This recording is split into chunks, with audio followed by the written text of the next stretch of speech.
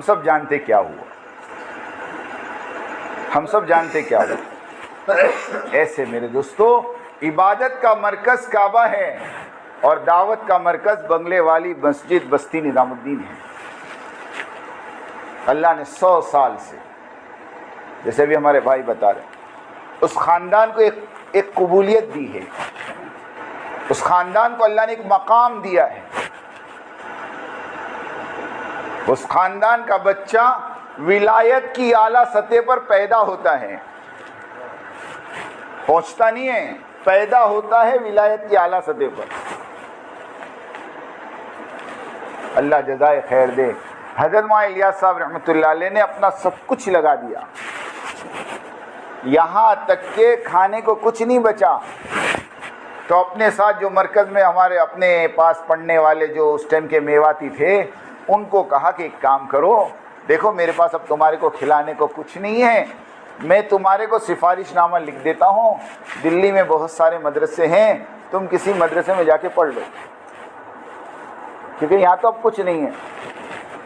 تو ان بچوں نے اور میواتیوں نے، بچے تو نہیں بڑے تھے وہ، ان میواتیوں نے مولی الیاس سے کہا کہ اچھا ہم تو چلے جائیں دوسرے مدرسے میں، تو تم یہاں کیا کرو گے؟ کہا کہ دیکھو یہ درخت ہے، یہ درخت کا گولر کھا لوں گا، اور یہ حوض ہے، یہ حوض کا پانی پی لوں گا، اور میری زندگی کے جتنے دن بچے گزار دوں گا۔ گولر سمجھتے؟ گولر، ہاں وہ گولر ہوتے تھے اس زمانے میں۔ ایک بہت بڑے عالم وہ رمضان میں نظام الدین پہنچے، سوچے کہ یہاں تو افطاری کا دسترخوان بڑا بہترین ہوگا، رات کا کھانا بھی بڑا بہترین ہوگا، مرکز ہے پوری دنیا کا۔ تو دسترخوان پہ بیٹھے افطاری میں، تو گولر کہا ٹھیک ہے ابھی گولر سے افطاری کر لیتے ہیں، عشاء کے بعد تو کھانا ملے گا ہی۔ عشاء کے بعد بھی دسترخوان بچھا، وہی گولر، سحری میں وہی گولر، جب میں پڑھ گئے پوچھا مولی الیاس سے، تو مولی الیاس نے کہا ہماری تو سحری بھی گولر، افطاری بھی گولر۔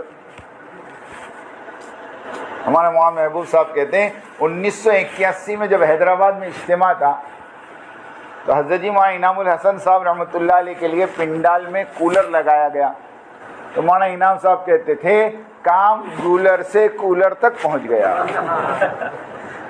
کیا کہتے تھے؟ کام کہاں سے کام پہنچ گیا؟ گولر سے کولر۔ یہ جملے تھے مولانا انعام صاحب کے۔ تو وہ بچے میواتی جو پڑھتے تھے مولانا کے ساتھ رہتے تھے، انہوں نے کہا کہ حضرت جب آپ گولر کھا کر اور پانی پی کر گزارا کر سکتے تو ہم بھی آپ کے ساتھ گولر کھائیں گے، پانی پئیں گے۔ جب کھانے کے زمانے میں آپ کو نہیں چھوڑا تو فاقے کے زمانے میں آپ کو کیسے چھوڑے؟ یہ اس گھر کا حال بتا رہا ہوں، کچھ بھی نہیں کھانے کو، بیوی بھوکی ہے، بچے بھوکے ہیں۔ مولوی یوسف صاحب اکیلے ہی تو تھے، مولوی یوسف صاحب اکیلے ہی تو تھے۔ ایک مرتبہ کا واقعہ ہے، اس کے بعد سے نظام الدین فاقہ نہیں آیا۔ میں وہ واقعہ سنا دوں خالی آپ کو۔ ایک مرتبہ کا واقعہ ہے کہ جماعت کھانا کھائی، ان کو کیا تکلیف ہوگی، جماعت کھانا کھائی، جماعت کھانا کھائی، پلیٹ میں تھوڑا کھانا بچ گیا، تو مولانا الیاس صاحب رحمۃ اللہ علیہ نے سائیڈ میں سے پلیٹ کو صاف کیا، کھانے کو بیچ میں کیا، اور ایک پردہ ہوا کرتا تھا گھر میں اور مسجد کے بیچ میں، وہ پلیٹ اٹھا کر پردے کے پیچھے دی اور اپنی بیوی سے کہا کہ یہ کھانا تھوڑا سا بچا ہے، تم اور یوسف کھا لو۔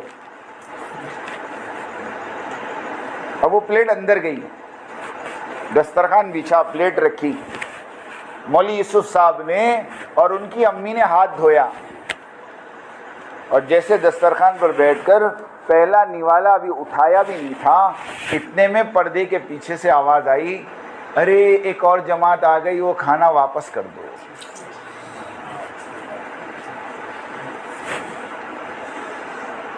ماں نے مولوی یوسف کا ہاتھ وہیں روک دیا کہ بیٹا رک جا، اور اٹھا کے وہ پلیٹ دے دی۔ اب بچہ تو بچہ ہوتا ہے نا، مولوی یوسف رونے لگے، مولوی یوسف صاحب چھوٹے سے تھے، رونے لگے۔ مولوی الیاس کو پتہ چلا تو مولوی الیاس صاحب رحمۃ اللہ علیہ کو پتہ نہیں کیا ہوا، وہ اپنے کمرے میں گئے، اور دروازہ اندر سے بند کر دیا، دروازہ اندر سے بند کر دیا، اور 20 منٹ یا آدھا گھنٹہ کچھ اندر کیا معلوم کیا کیا۔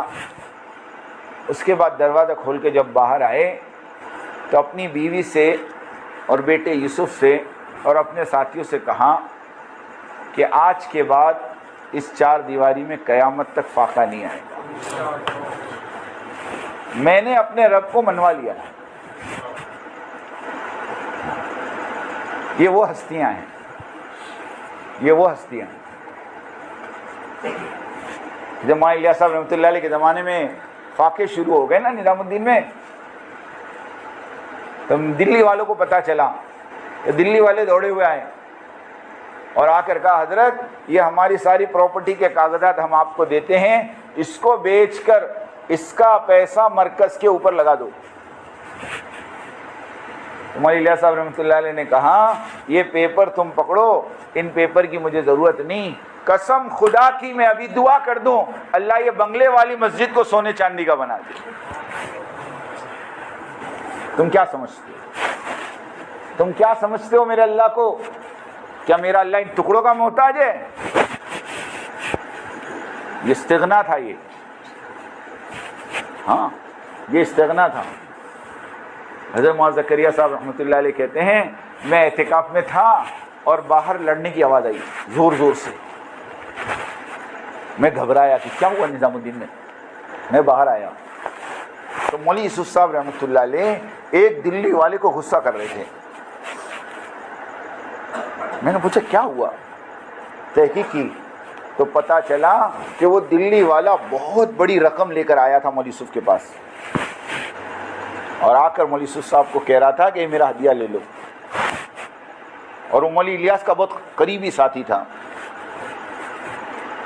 تو حضرت مولانا صاحب رحمۃ اللہ علیہ اتنا غصہ اس پر کہ پورا مرکز جمع کر دیا کہ تیری ہمت کیسے ہوئی یہ پیسہ یہاں لانے کی۔ مولانا زکریا صاحب نے پھر مولانا یوسف کو کہا اجی یہ تمہارے ابا کے ساتھیوں میں ہیں اور تمہارے ابا کے زمانے سے آتے ہیں یہاں۔ جب ابا کا نام سنا تو تھوڑے ٹھنڈے پڑ گئے۔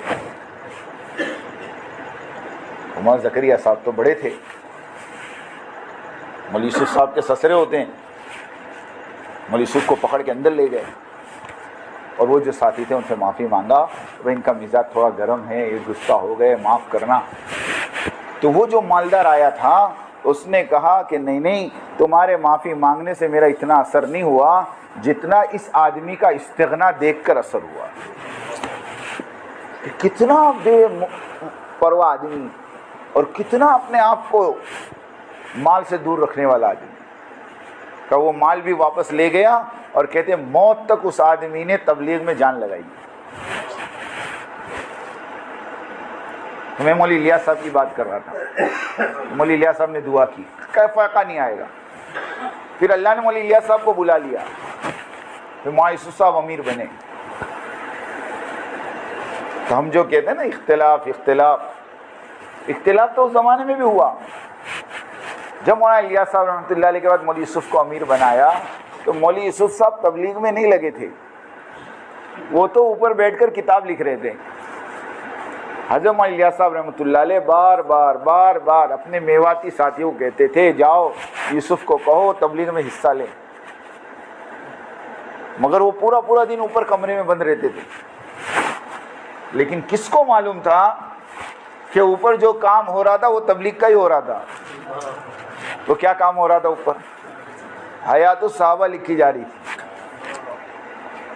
ہاں حیات الصحابہ لکھی جا رہی تھی۔ لیکن جب مولانا زکریا صاحب رحمۃ اللہ علیہ نے مولانا عبد القادر صاحب رائے پوری رحمۃ اللہ علیہ سے مشورہ کر کے مولوی یوسف صاحب کو امیر بنا دیا، تو اس وقت اختلاف کرنے والے مولانا احتشام الحسن کاندھلوی، جن کی کتاب پستی کا واحد علاج ہے، اگر یقین نہ آوے تو فتاوی محمودیہ پڑھ لینا۔ مولانا احتشام صاحب نے مفتی محمود الحسن صاحب کو مولوی یوسف کی شکایتوں بھرا خط لکھا تھا کہ اجی ایک 28 سال کا آدمی امیر بن گیا اور کبھی تبلیغ میں اس کے 4 مہینے نہیں لگے، لوگ ابھی کہتے ہیں نا۔ وہ اس ٹائم بھی سوال ہوئے تھے. سمجھ میں آئی بات؟ مجھے بتاؤ مولوی الیاس کے 4 مہینے کون سے صوبے میں لگے؟ ہاں بتا سکتا کوئی؟ ارے جس آدمی کی زندگی لگی ہو اس کا تم 4 مہینے کا پوچھو. ہاں عجیب بات ہے. تو مولانا احتشام صاحب مرکز چھوڑ کے چلے گئے. مولانا انعام صاحب کے بارے میں ملتا ہے مولانا انعام صاحب خود 1.5 سال کے لیے مرکز چھوڑ کے چلے گئے.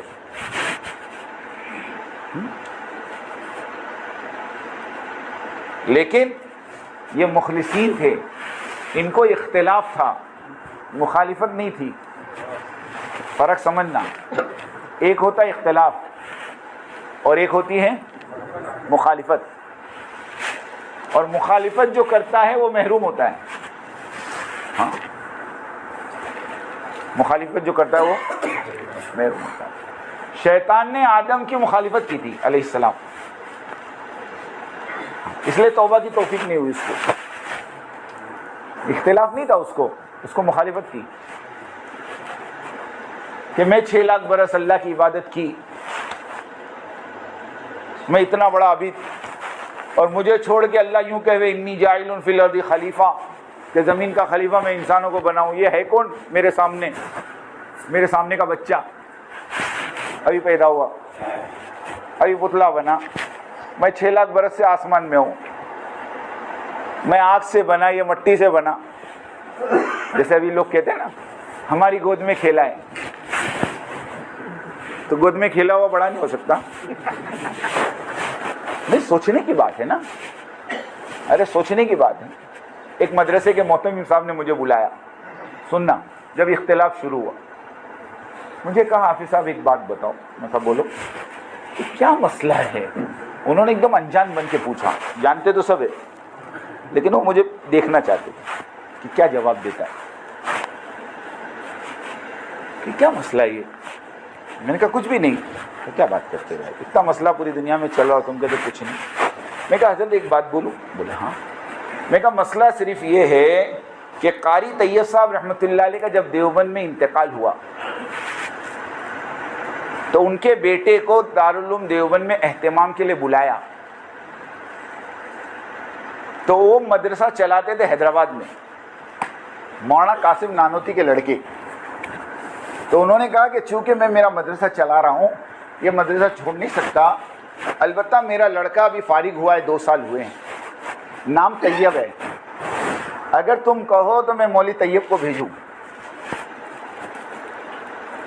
اب جو دیوبند میں تھے انہوں نے آپس میں مشورہ کیا کہ چلو قاری مولانا قاسم نانوتی کا بیٹا نہیں تو پوتا صحیح ہے, تو نسبت اسی کی, کا ٹھیک ہے بھیجو. اب جب وہ قاری طیب صاحب حیدرآباد سے نکل کر دیوبند پہنچے تو ان کی عمر کتنی تھی معلوم ہے؟ 25 سال. کتنی تھی؟ 55 سال یہ محتمم رہے. کتنے سال؟ جب دیوبند سے 1982 کی 12 جنوری کی رات کو ان کو گھسیٹ کر نکالا گیا, اس وقت ان کی عمر 80 سال کی تھی. تو 25 سال ملتا ہے. 25 سال کی عمر میں میں نے مولانا کو کہا کہ قاری طیب صاحب محتمم بن گئے دیوبند کے, تو دیوبند کے جو اکابرین تھے, جو بڑے بڑے اساتذہ تھے, اس میں 2 کا نام تو میں ابھی نام بتا دوں آپ کو, علامہ انور شاہ کشمیری رحمۃ اللہ علیہ اور مولانا شبیر عثمانی رحمۃ اللہ علیہ. یہ دونوں دیوبند چھوڑ کر ڈابیل گجرات کے مدرسے میں پڑھانے آ گئے. کیوں؟ کہ یہ بچہ محتمم بن گیا, اب ہم یہاں نہیں رہ سکتے. میں نے کہا وہ 25 سال کا محتمم بنے یا 28 سال کے امیر بنے, فرق اتنا ہے. لیکن سامنے والی پارٹی میں فرق اتنا ہے کہ انور شاہ کشمیری رحمۃ اللہ علیہ اور شبیر عثمانی دارالعلوم دیوبند چھوڑ کر ڈابیل جامعہ میں آ کر مدرس بن گئے. انہوں نے دیوبند کے سامنے مدرسہ کھڑا, یہ شرافت تھی ان کی. جب ان کی شرافت تھی تو ان کا کیا تھا وہ آپ سوچ لو. ایسے مولانا الیاس صاحب رحمۃ اللہ علیہ کے بعد، سنو میری بات دھیان سے، مولانا یوسف صاحب رحمۃ اللہ علیہ جب امیر بنے تو مولانا انعام صاحب، یہ پوری دنیا سنیں گی بات، اور مولانا احتشام الحسن صاحب کندلوی دونوں چھوڑ کے چلے گئے. لیکن مولانا یوسف صاحب رحمۃ اللہ علیہ نے سمجھا بجھا کر 1.5 سال کے اندر ان دونوں کو واپس لے کر آ گئے. میں نے پہلے ہی کہا انہوں نے اختلاف کیا تھا اس لیے واپسی آسان تھی، مخالف لوگوں کی واپسی مشکل ہوتی. پھر زمانہ چلا مولانا یوسف صاحب کا، لیکن دشمنیاں پیدا ہو گئی مولانا یوسف صاحب سے. آ تو گئے